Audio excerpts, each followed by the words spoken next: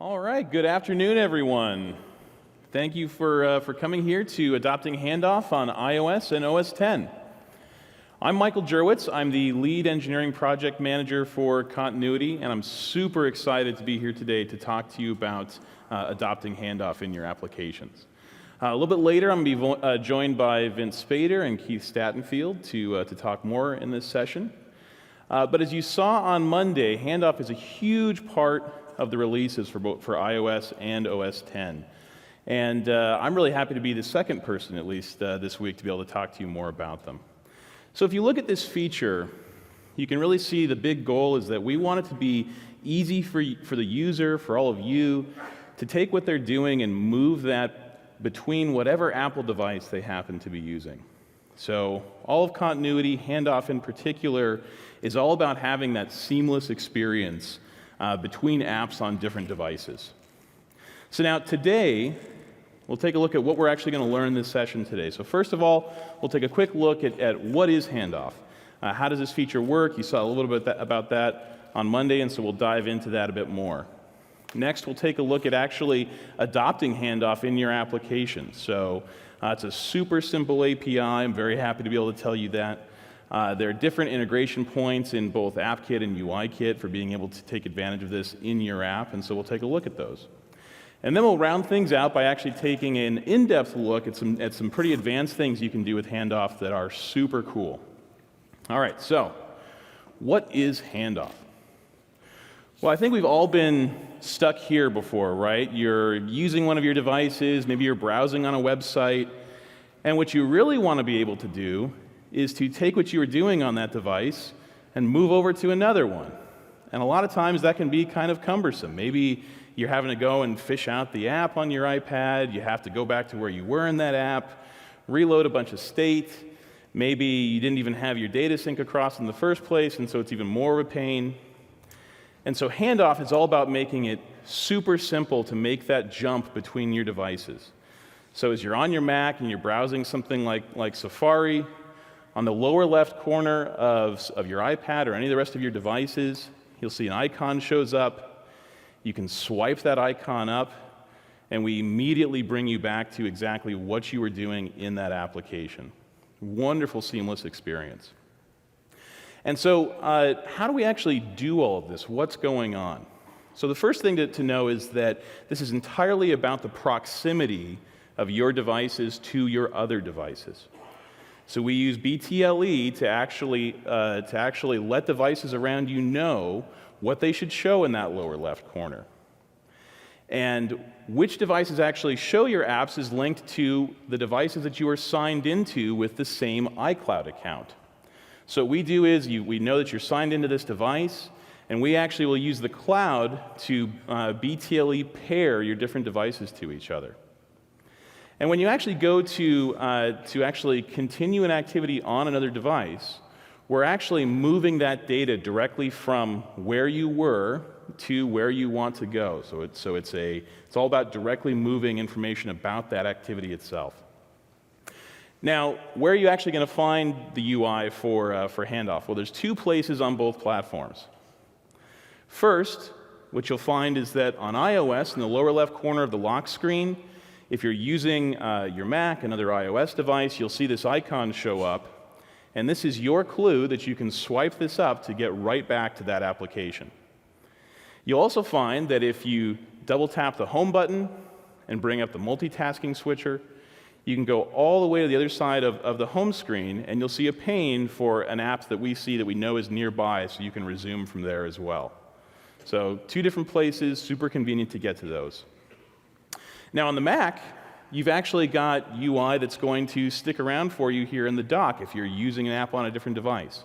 So for example, if I'm on my iPad or my iPhone or maybe even a different Mac and I'm using something like Mail, you'll see it actually show up in the dock right at the end there, and you can click on it to get back to what you were doing, essentially to start the handoff. You'll also find it in Command Tab, so that you can go ahead and hit Command Tab, cycle through your apps that are there, and choose to pull over the activity that you want to be working with. Here you see this is mail that came from my iPad. Okay, so when it comes to adopting Handoff, there's really three main things that you need to think about. The first, and really this is kind of the most important, is deciding what activities in your app you really want to support. Now this is kind of an interesting thing to talk about, but the fundamental unit in Handoff is this notion of an activity.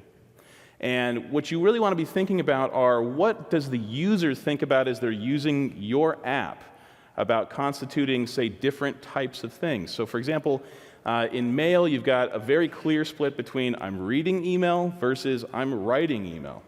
Those are two different types of activities that you would want to have, and indeed that we do have, in the case of Handoff.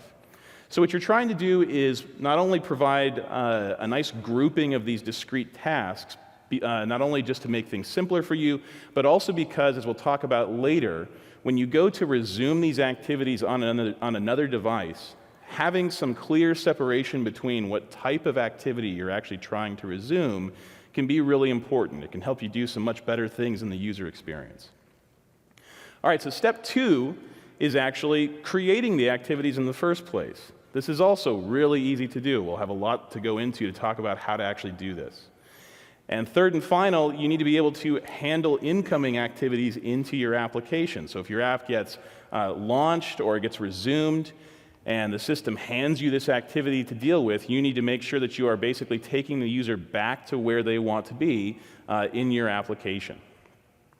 So I mentioned this before, but the fundamental unit here is the activity when you're dealing with Handoff. And specifically, this is a single class. It's NS user activity. And I'm very happy to tell you that it is only one class. It has only a few methods, and it's the same across both iOS and OS X. So you get a chance to learn how to do this in one place, and it's going to map completely to the other platform. You don't have to worry about huge differences in API or anything. So super simple to use. So as you're working with NS user activity, say you've got something like Mail, for example. As you are composing an email, this is a great example of a discrete activity that's being done. This is Mail saying, I'm composing. And when you actually tell this activity to become active, or become current, what become current does is tells us that this device should start broadcasting to devices around it that, hey, the user is doing something that can be handed off. And the rest of the devices then can know to be able to show things like the icon that corresponds to that app. Now again, when you make one of these activities, this broadcasting goes out. You end up with, in the very lower left corner there, you get this icon that shows up, and the user can go ahead and resume from there. Now the key thing here is that when the user actually slides up on the lock screen, the device where they're going to actually connects back to the original device. And what it's basically saying is, hey, the user is here, they want this data quick, give me information about the activity that they were actually doing. We handle all of that for you. The activity gets packaged up. We send it across to the device where it's being resumed. The system gets it, your app gets launched, and that's it. Super simple to work with. Now, Handoff also has two really cool features that you can take advantage of, even beyond just basic activities. The first is the ability to actually create live streams between two different instances of your app on different devices. So as part of doing that handoff and resuming on another device, you can actually have that app connect back to the original machine and just get an open NS stream on either side to be able to keep talking back and forth. So as you can imagine, there's some pretty cool stuff that you can do with that. Now second, and I imagine for some people in this room this will be a really big deal, we support handoff between native apps that you own and websites that you own. So if you've got an iOS app and a really great website, you can actually hand off seamlessly between the two. So that's really, really cool. All right, so now for today's agenda, we're going to go into a few things here. We're going to take a look at specifically AppKit and UIKit as support for handoff and what that looks like, how you adopt things. We'll talk about working with NS user activity directly, just so you can understand the API there, some more advanced things that you can do. We'll get into native app to website handoff, and also look at using these continuation streams between different apps. And with that, I'd like to hand it off to Vince Spader to talk to you about adopting Handoff in your app. Thank you. Thanks. Thank you, Jerry. So, adopting Handoff in your app, there are three key pieces to the AppKit and UIKit support in Handoff. The first is creating these user activities and advertising them to your nearby devices. The second is updating the user activity with your state about what the user is doing in your app. And the third is using that information that you put in to resume what the user is doing on another device. So starting at the beginning, creating user activities. The first step is to kind of take a step back before you write any code and ask, what do users do in my app? Hopefully, this is a pretty simple question to answer. Here's an example from OS 10. What's the user doing here? Well, they're composing an email message. Here's another example from iOS. What are they doing? Composing an email message. It's the same activity on a different device. Some other examples of activities would be things like reading messages, picking an item from a list, or editing a document. These are fairly continuous things that the user is engaged in your app. Things like clicking a button or typing the subject of an email are not really user activities. Those are kind of parts or actions that are part of the user activity. So they're fairly broad and they're continuous. Once you've identified what your app is, what users are doing in your app, you'll find that usually there are some UI elements that are responsible for presenting that to the user. Maybe it's a window or a view controller. And on iOS 8 and OS 10 Yosemite, NS Document, UI Document, NS Responder, and UI Responder have a user activity property. And remember that Responder is a base class for a lot of UI elements. It includes views, windows, view controllers, window controllers. So odds are good if it's in your UI, it has the user activity property. And you use it kind of like this. So the first step is to create an NS user activity instance. And you do that with alloc init with activity type. And you're passing it an activity type, which is a string that identifies the kind of activity that this is. It will also appear in your info plist, and we'll talk a little bit more about that later. So after you have the NS user activity instance, you can configure it. It has some properties like a title. And then you set it on your document or responder, just like any other property. So for document-based apps, it's even easier. All you need to do is add NS ubiquitous document user activity type to your info plist under each CF bundle document types entry. The basic idea is you're giving us an activity type for each of your document types, and it's perfectly OK to have the same activity type for multiple document types. And when that is in your info plist, we will automatically create the NS user activity and set it on your document when the document is in iCloud. On OS 10, since NS document can move out of iCloud and back into iCloud, we will be updating that user activity when that happens. So we will set the property to nil, for example, when it moves out of iCloud, and then create a new one if it gets moved into iCloud. If you want to know that is happening, if you're using the user activity and sharing it maybe, you can use KVO and just observe the user activity key on the document. So for other apps that are not document-based, you still need to put your activity types in the info plist, but it goes under this NS user activity types array that's at the top level. And again, we'll talk more about activity types later. For documents and responders, when they have a user activity property set on their document or responder, AppKit and UIKit will manage it for you. What this means is we call become current. And become current is a method on NSUserActivity that makes the NSUserActivity the one user activity, the current user activity that the user is engaged in, and it gets advertised to all of your nearby applications. So here's what this kind of looks like. So the iPhone has an NSUserActivity, and become current gets called on it. And that gets advertised to all of your nearby devices, and they show up in the lock screen or the dock or what have you. So become current, you can call it yourself, but AppKit and UIKit will also call it at some key points. So you probably don't have to. On iOS, this means that when your app is launched, comes into the foreground, or tabs are switched, UIKit will walk the view controller hierarchy, including presented view controllers, and we're only looking at view controllers that have views which are in the view hierarchy. And if we find a view controller that has a user activity, that's the current user activity, and we call become current on it. Additionally, when user activity is set initially on UI view controller, if the view controller is in a transition, we'll wait until it's finished.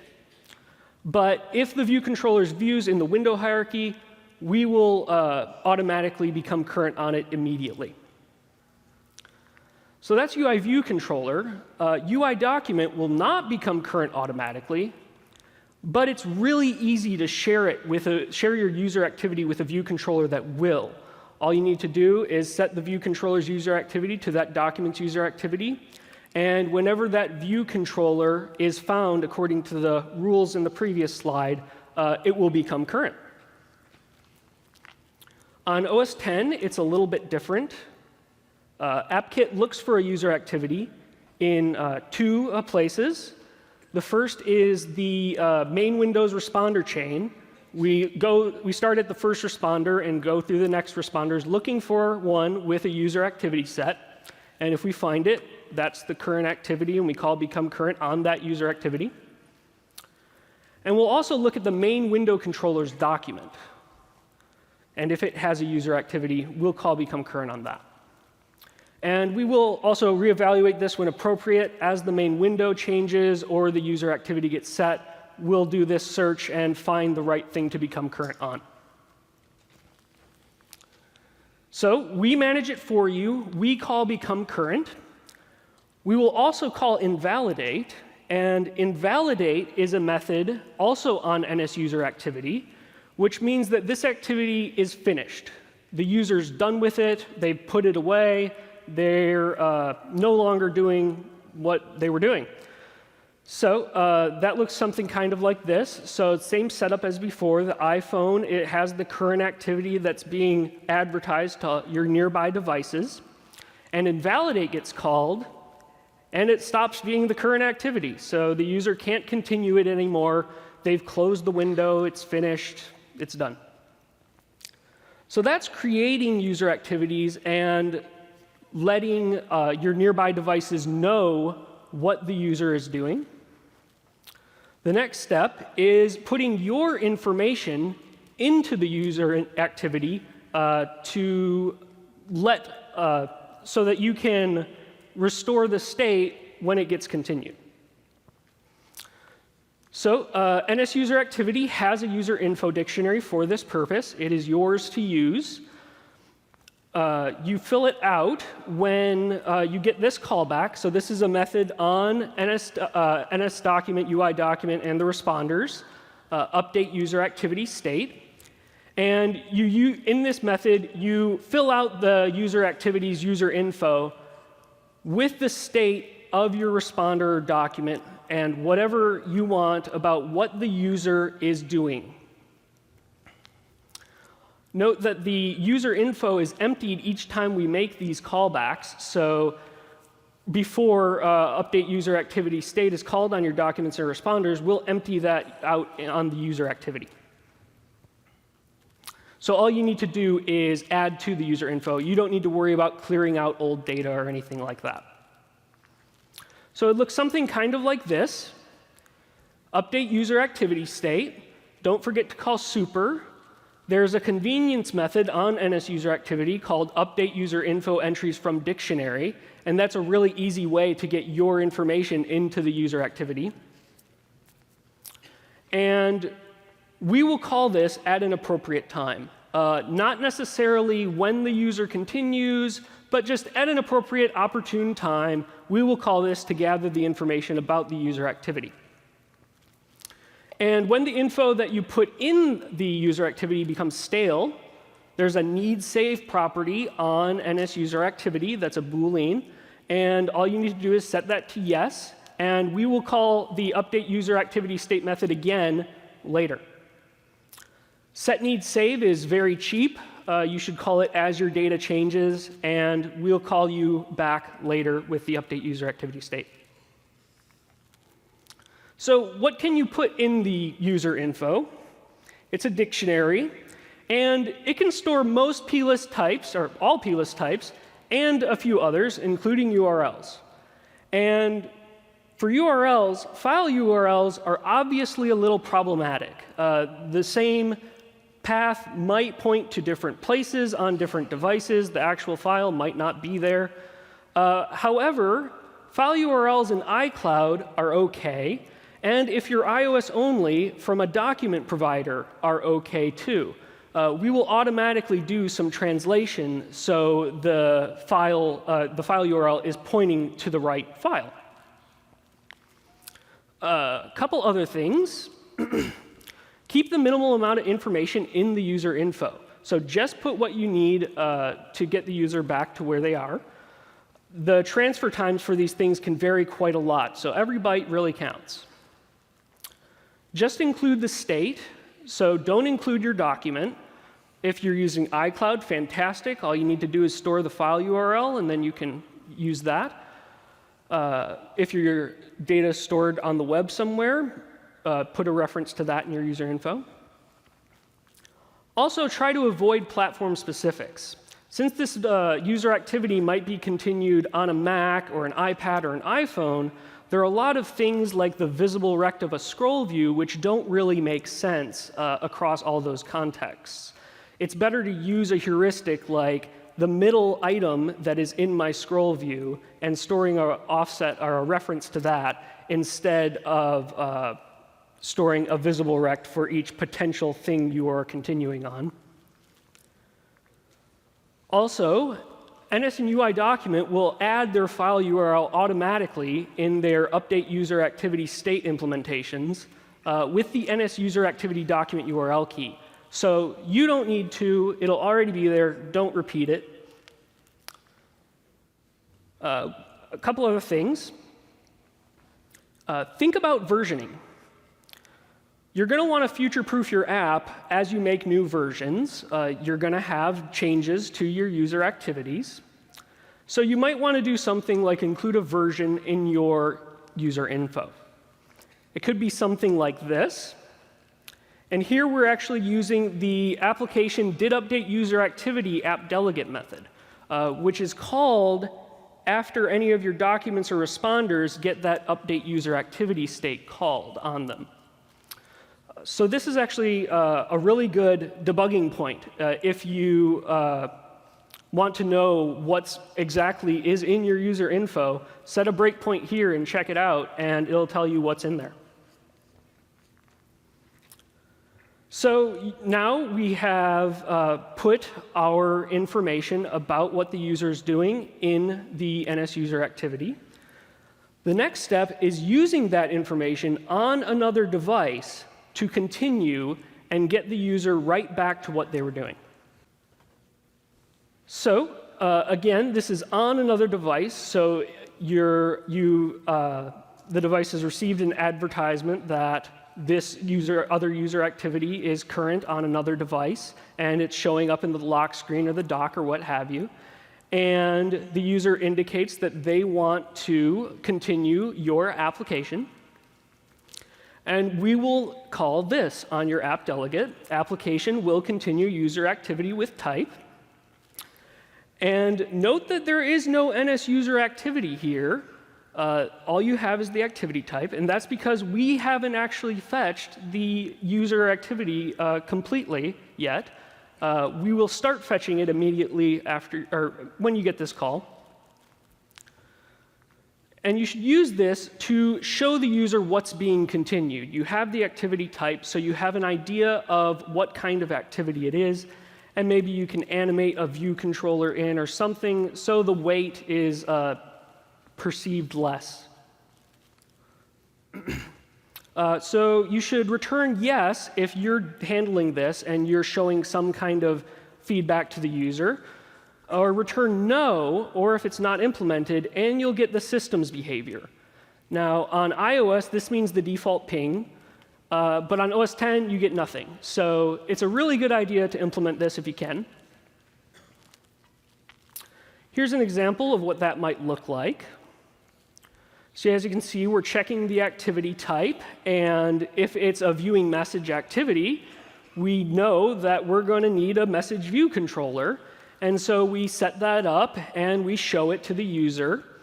And then we return yes, because we are handling showing feedback to that user about that activity type.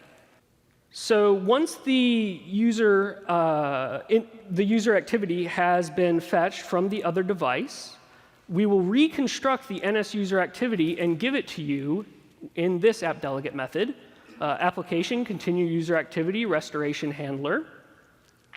And this is the place where you reconstruct the user's activity. You get them back to whatever it was they were doing. Again, return yes if you've handled this user activity.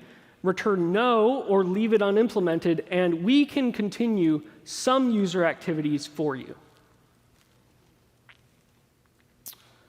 So this restoration handler,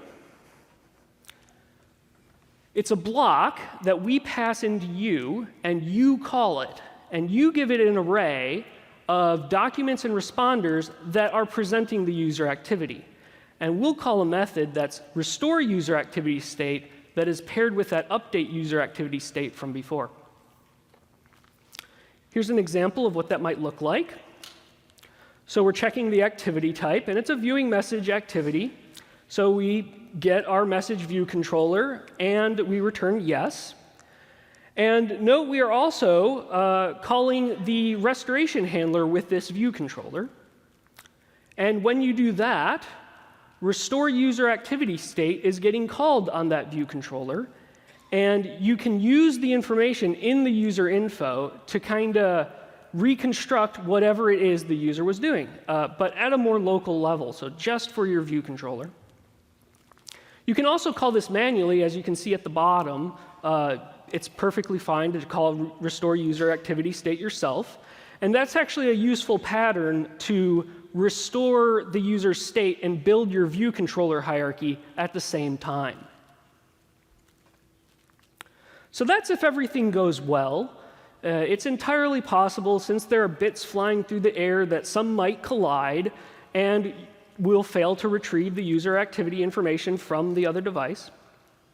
And if there was an error, we will call this on your app delegate. Application did fail to continue user activity with type error. And you should present the error to the user and do whatever cleanup you need to do here. We make a guarantee that for every time you get will continue user activity, you will get exactly one of either continue user activity or did fail to continue user activity. So you can rely on that. We'll pair those. Also, take note that the error can be NS user canceled error, in which case you probably don't want to bug the user about it. Usually that will happen if the user tries to continue something while we're still fetching information about a previous activity. We'll automatically cancel that previous activity. So that's all you need. But for document-based apps on iOS, you continue the user activity kind of like this. So you want to get the URL out of the user info using that NS user activity document URL key, and create your UI document subclass. And then you can pass it to the restoration handler, and that UI document will get its restore user activity state method called on it. So it's pretty easy. On OS 10, AppKit can use NSDocument controller to do this for you. So it will automatically get out the file URL, find the right document subclass to create, and create it. And then we will call restore user activity state and give you the user activity object, so you can restore the user state. Here's the diagram to kind of go through this continuing process. So it's similar to before. The iPhone has advertised a user activity and the user is continuing on their Mac. And when the user indicates they want to continue, we will call application will continue user activity with type on your app delegate. And you've implemented it to give the user some feedback that it's being continued. Maybe you've animated in a view controller or something so that by the time we actually get the activity, maybe the animation is still happening. And the user doesn't even have to wait. So we will then ask the device we're continuing from for the information about the user activity, and we'll get it back. And we'll recreate the NS user activity instance and pass it to you in application continue user activity restoration handler.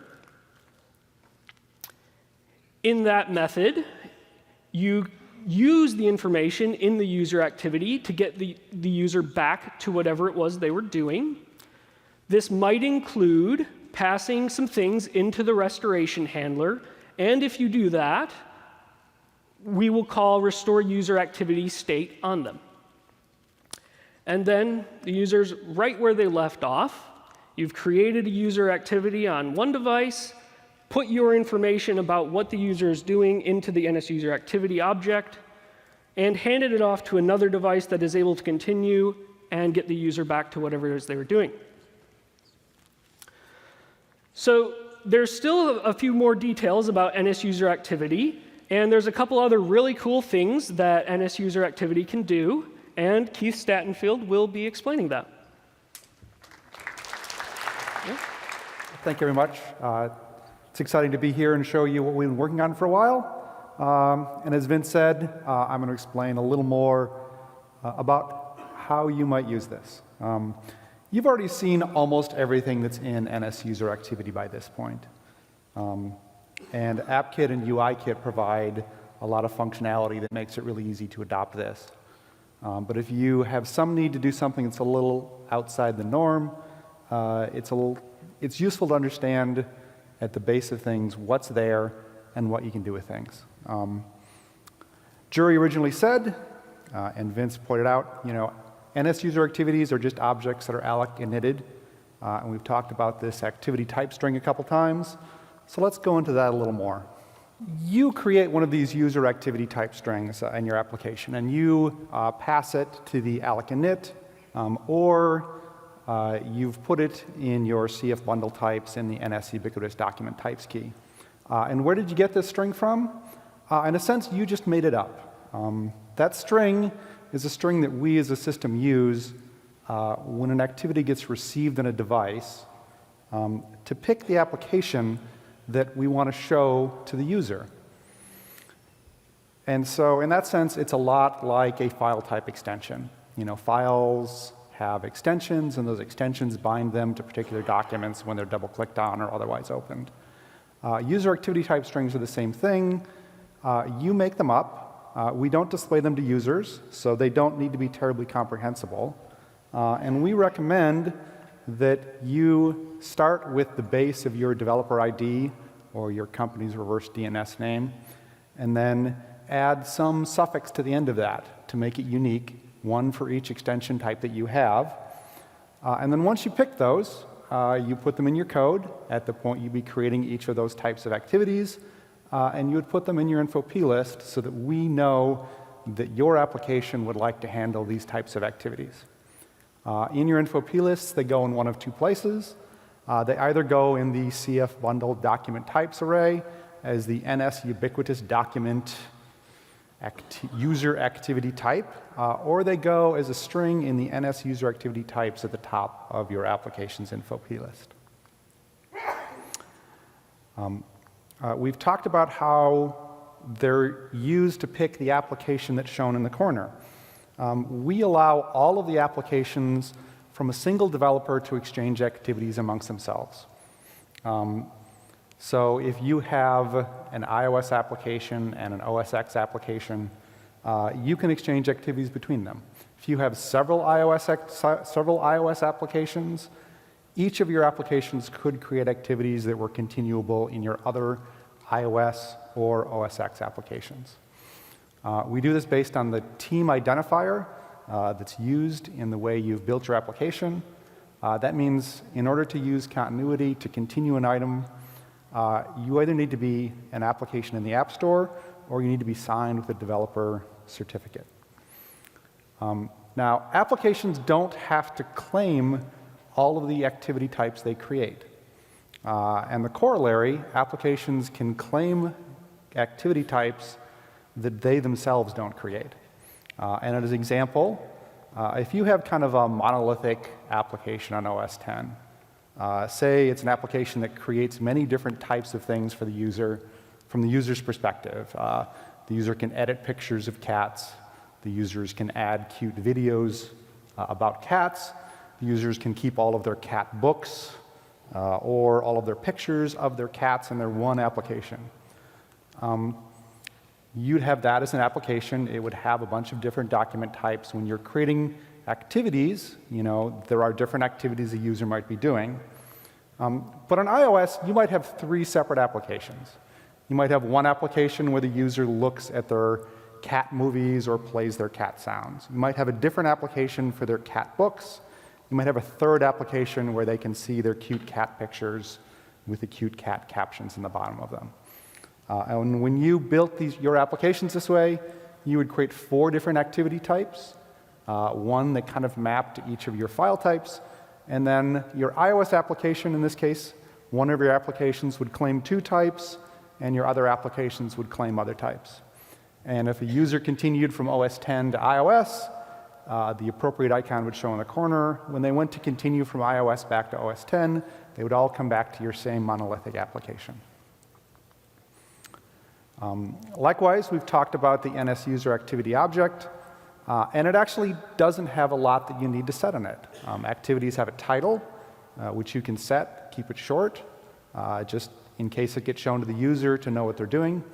They also have this user info dictionary that anything you set in there on the machine that creates an activity is going to show up in there on the machine that receives it, with minimal translation only of URLs to point objects that are in cloud containers to the same logical object on the receiving device. We do have the add user activity entries from dictionary to efficiently merge some additional information to the dictionary. If you just set the user info, then you're saying this is exactly the user info I want to be there. After you've created an activity, you or AppKit and UIKit will call become current on it. System then knows this is the activity that we should be sending out, that a user could continue on another device if your application was the application that the user was using at that point in time. And in the far future, you would call activity invalidate to say we are done with this activity. The user has closed the document or it's no longer appropriate. It'll get removed from other devices, and then you would just deallocate. There are a few delegate calls as well that you can take advantage of. So if you set a delegate on an NS user activity object, when we've decided that we need the information from your activity object, if you have implemented user activity will save, we will call that delegate on a default priority queue to give you one last chance to fill in the user info with whatever you think is the correct info right now. And that means the model you should adopt is, instead of constantly trying to set user info, after every keystroke, if the user is typing something on one device, you should set the need save property of the user activity whenever the user does anything that would essentially dirty the object from the last time you told us that here's an activity, and the last time we asked you to fill it in. And at some time in the future, we will call you via this user activity will save, or in the UI kit and app kit delegates above us. And we'll ask you, okay, now we actually need the information for this activity. Perhaps it's being sent to another device because the user is actually continuing it. There are other reasons that we sometimes ask you to give us the info. And that's your opportunity. Fill in the user info, and when that returns, we know that you've given us a consistent set of information. We have another delegate, which lets you know that the activity was continued onto another device. When the user does this, we will call on the first device, user activity was continued, give you back your user activity object. Many of you probably won't need this. We're hoping that you structure your activities so that even if they are continued onto a second device, that they remain perfectly fine on the first device. The user might pick it back up in a few seconds and keep using it there. But if you have an activity that's transactional in nature, that really only exists at one place, if the user's filling in a form, as an example in our current release, if you're composing a draft message, when you continue a draft message to a second device, back on the first device, Mail will close that draft message because Mail doesn't want the user to have two draft messages in two devices and not know which one is more recent. So if you do have one of these transactional kind of activities, you can take advantage of user activity was continued and to do whatever you need to do there for that. Now, Jury talked about our website handoff. Website handoff is the ability for you as developers to, in your native applications, if you have the kind of application where you're kind of really backing data that's provided elsewhere. It's not sitting in a file in iCloud. Perhaps it's some kind of social browser application where you have a lovely iOS application that presents a great interface that takes advantage of the features in the device like the camera and the touchscreen to provide a very high quality interface to let people do things. But you of course also have a website that other users can go to kind of see the same thing or to interact with your meta application in the same way. Your native application can tell us that if a user on another platform doesn't have an application which claims the activity type that we're creating, the user could also choose to continue this activity in a browser on that platform. And you notice here, we brought up our second device, and in the corner we've seen Safari, and if the user clicks on Safari, they would get brought to a URL that you provided back on the originating device. And from that, hopefully the user is able to continue what they were doing in your native application. And if we take a quick look at what that looks like, you would create an activity just as we've seen elsewhere. You would fill in the user info so that if it is continued to another native application of yours on a second device, you'd get a high fidelity full pass-through. And you would also set this additional field, the web page URL, and you would say, here's an HTTP or HTTPS URL.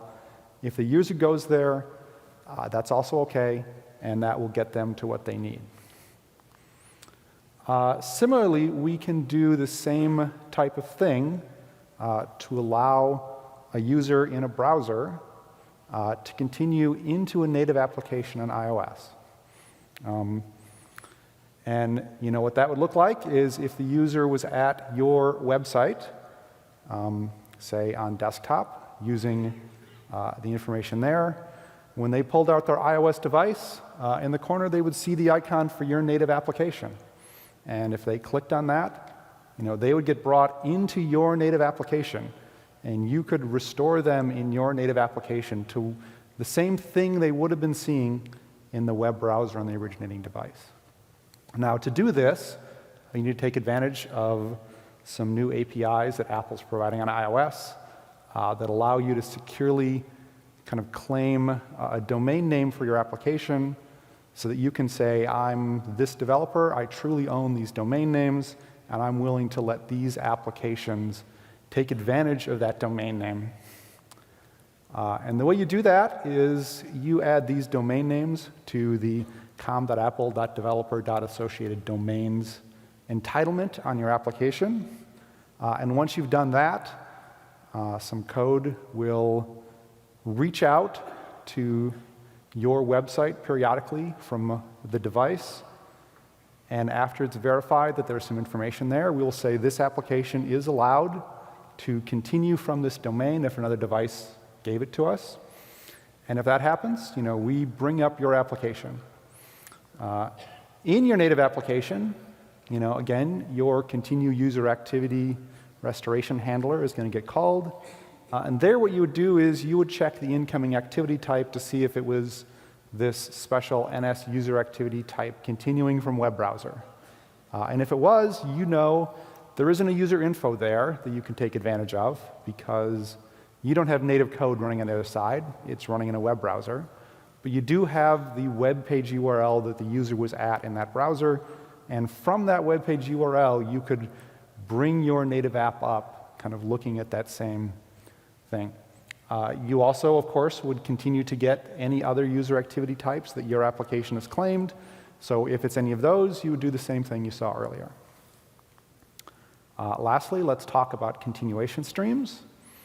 Continuation streams are a way for you to get and set up after a user has chosen to resume an activity in a second device, a bidirectional pair of input streams between the two devices that you can use primarily, we think, for interactive purposes. If the user is going to continue to use both devices, and you want to be able to throw things back and forth very quickly. And what that looks like, is the users in your native application on your first device, and we see your icon in the corner, and the user swipes up, and we bring up your application, and then we set up a set of NS streams between the two processes.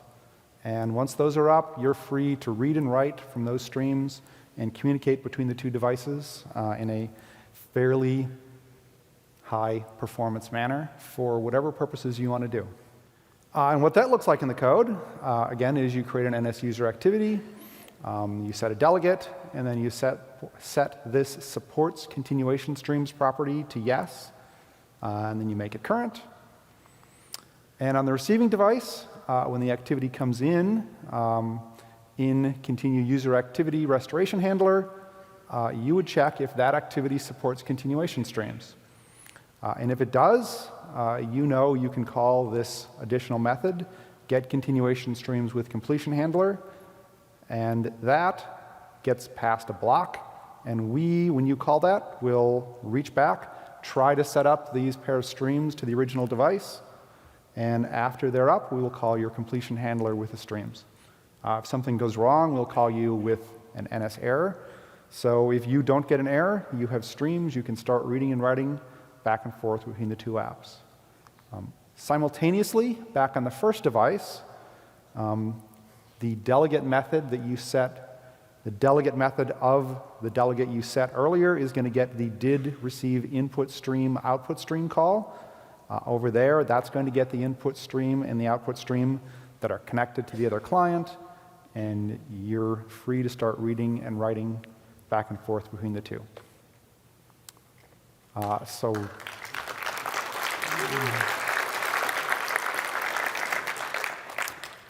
wrapping up, you've learned about the AppKit and UIKit. It's very extensive. It does almost everything you need.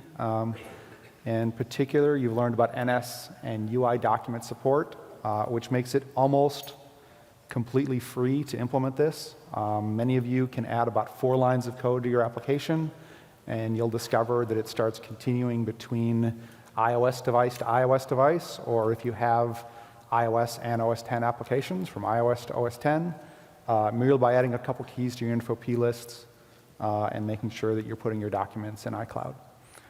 You learned about the continuation streams that we have. If you want to set up interactive, real-time-ish performance between devices after the user chooses to continue. You've also learned about how you can continue to a website or continue from a website into your native applications. For more information, our framework evangelist, I'm not sure if he's here, but it's Jake Behrens. There's his email address. We have a very good programming guide that's out and available on developer.apple.com, the Handoff programming guide, which we hope answers any questions that you didn't get answered today and has some examples of how you might do things. We have the Apple Developer Forums, where we're sure you and other Apple employees are going to start helping each other take advantage of this. In terms of related sessions, tomorrow morning there's a session on cloud documents. As we said, cloud documents are a great way to get the actual data behind user activities synced through the cloud, so that when the activity goes from one device to the other device, the data is available for it. There's also this session yesterday, which you can watch, Your App, Your Website in Safari, which talks about shared web credentials and how you can let iOS devices know that you have the right to do things with domains. And thank you all for coming. Hope you have a good afternoon.